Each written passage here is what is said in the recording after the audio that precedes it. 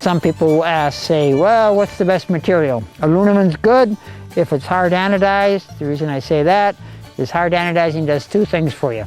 It seals the pores of the aluminum, doesn't allow for food to stick as easily. Aluminum's great for transfer of energy, and it's lightweight. Like I said, when you hard anodize it, for the same thickness as it also tempers that aluminum, so it's as strong as stainless steel for the same thickness. And like a pot like this, I've known people have been using the same pot for 40 years. And inextensive, at the height of their career, they were using it 100 days out in the field. Point of view durability, if it's made heavy enough, I don't see where there's any problem with durability. You can look here, this is out of aluminum. They've been making these since the 1920s. I've seen old pots, old ones, plenty good, plenty durable, hold up excellent. This would be a unit. This is made in the 1920s, still durable, holds up very well. I think aluminum is a great material. If you want to go on stainless steel, nothing wrong with stainless steel. You have weight, but you do have durability, but it doesn't transfer heat as well as the aluminum will. Myself, I don't use any stainless. Titanium, a lot of controversy about titanium. Is it worth having? I can't fry with it, on and on and on. Titanium has its limitations. I like it. Do you have to have it? No. But I can get extremely lightweight because I can go thinner, because the properties of titanium allows it to take the heat better and the abuse better for the same thickness than, say, aluminum. It doesn't transfer the heat as well. It actually transfers heat a little bit better than stainless, but because it's thinner, you think it doesn't. Now, some people will say, well, it doesn't, I can't fry with it. Well, I myself don't do any frying when I'm out in the brush, because I just basically do one pot meals. If I was going to fry, I'd use a thicker aluminum and or a light steel fry pan if I was actually going to do a lot of frying. And I think that would be your best alternative. But point of view for just a nice, lightweight, durable pot that'll take the heat and take the abuse, I don't think you can beat titanium. My friend Tom Jangro, he walked the Pacific Crest Trail and he walked Appalachian Trail using a Snow Peak 900 with a bale handle, and he's still using the same pot. Tom, he'll be the first to admit that he's not easy on his cookware. I know people that use that same setup who are on fire crews that are out for weeks on end fighting wildland fires. They need things that are robust, can take a lot of damage, and work. Once they're out there, especially like the hotshot crews, there is no resupply.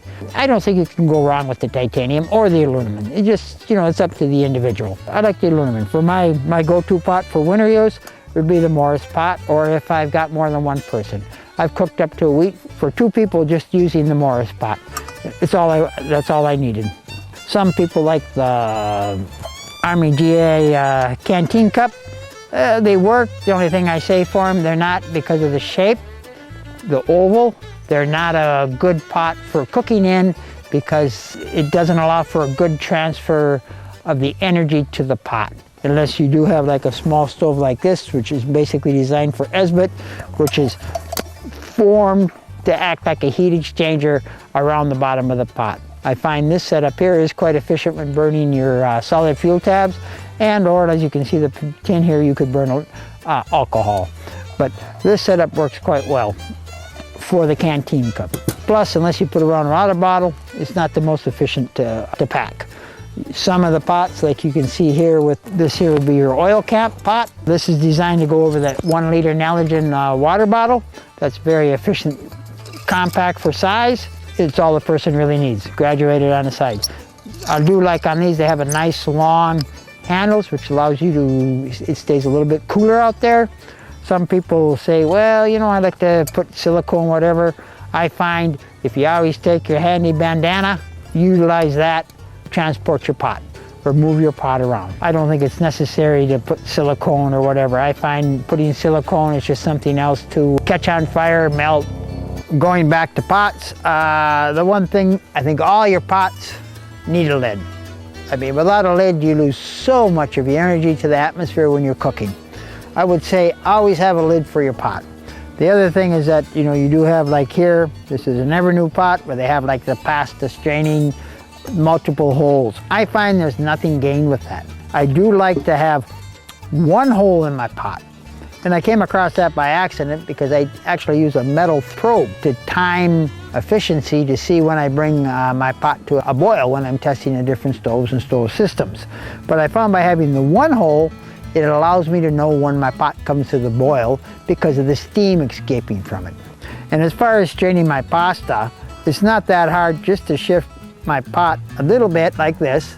And you can see here, I can drain my pasta plenty good without having strainer holes. I think what you gain with the strainer holes, you lose in the efficiency of your cooking. And because majority of the time, you're not always making pasta, but you're making coffee, you're making tea. I think what you lose from heat loss, I'd stay away from it. Point of view now, what's nice, the first person to start making aftermarket lids for the Snow Peak 600, 900, 1400, 700, because there wasn't a good alternative. People saw that that was a great idea, so there's other fellows that have decided that, you know, there was a need, and so they've started to make them. I make mine out of titanium. They make those out of aluminum. That's up to you, but I don't know why you'd want to buy an aluminum lid for a titanium pot. So I'll leave that up to the individual, but as long as it seals. Now, some people say, well, I can make one out of tin foil, all that. Well, yeah, you can. And tin foil is wonderful stuff. But I don't like to make things all the time. I like to make it once, and I like it to last. If you make something so light that it's not going to last, is it worthwhile doing? I like to make it once and not have to worry about failure. So I prefer to have a hard lid. The other thing I really like to do, and I've been doing, is I add the bail handle. And especially when using the biomass stoves, it makes it so much easier to see how your fire is burning, or to refuel, or to utilize over an open fire. That I really like that a lot. The nice thing, like with the Morris pot, that comes with it.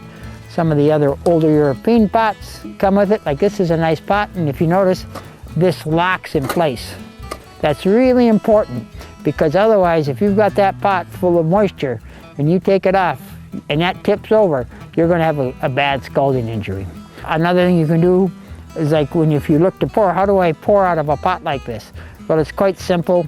You just pour in line with your handle, and you'll pour from here.